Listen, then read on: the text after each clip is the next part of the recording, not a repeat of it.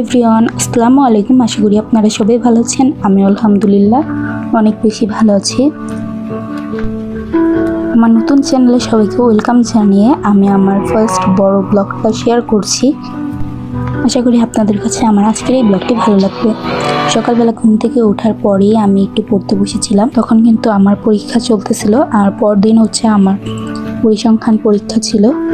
তো আমি সকাল সকাল উঠেই একটু পড়তে বসেছিলাম, হালকা পাতলা পড়ে তারপর হচ্ছে সব কাজ করব।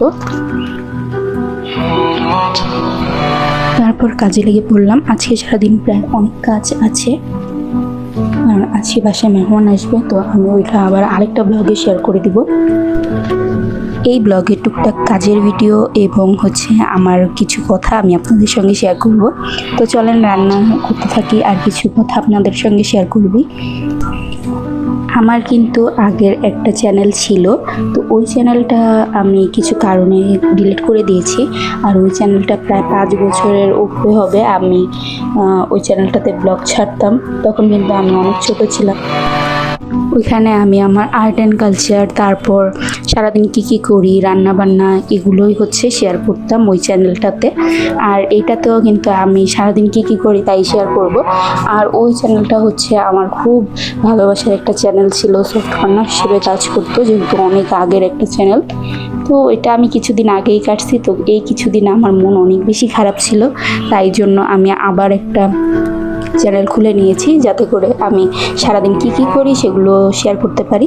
আর এতদিন কী করছি এগুলো কিন্তু আমার ফেসবুক পেজে আছে। এই ফেসবুক পেজটা হচ্ছে আমার 2 বছর ধরেই খোলা, আর 2 বছরে আমি কিছু ভিডিও এখানেও শেয়ার করেছি।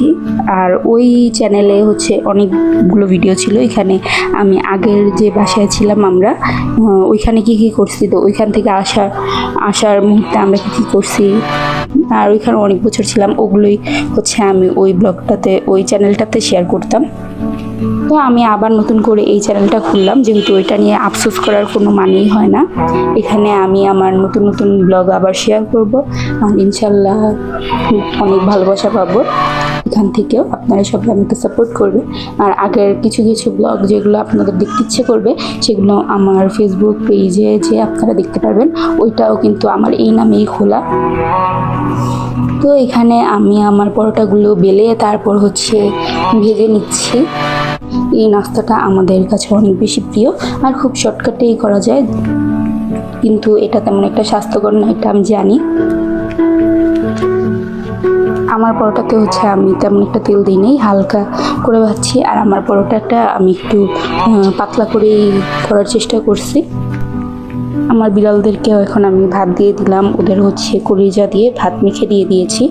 আর আমার নাস্তা বানানো কিন্তু হয়ে গিয়েছে, আমরা সবাই মিলে এখন নাস্তা করে নিলাম। এরপরে আমি সারাদিন কী করেছি এটা আমার আরেকটা ব্লগে আমি শেয়ার করব। তো আমার আজকের এই ব্লগটি ছিল এই পর্যন্ত। আশা করি আপনাদের কাছে ভালো লেগেছে। দেখা হবে নেক্সট কোনো ব্লগে। আল্লাহ হাফেজ।